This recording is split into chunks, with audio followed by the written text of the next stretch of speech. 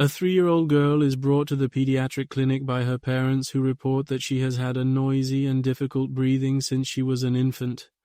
Recently, her breathing sounds have worsened and are now accompanied by a barking cough. Physical examination reveals a monophonic wheeze and stridor that worsens with crying. The patient appears mildly distressed during the examination, especially on inspiration. Considering the ongoing symptoms and presentation, what would be a likely initial diagnostic approach to identify the underlying cause? A. Pulmonary function test. B.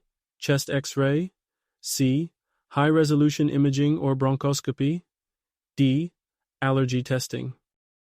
The correct answer is C. High-resolution imaging and bronchoscopy are crucial for direct visualization and diagnosis of intrinsic obstructions in the trachea, such as hemangiomas, hamartomas, or tracheal webs.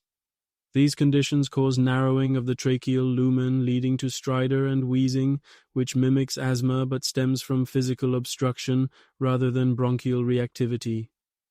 Bronchoscopy in particular will allow for both diagnosis and assessment of the extent of tracheal narrowing, which correlates with the severity of symptoms ranging from respiratory distress to stridor that could be inspiratory or expiratory.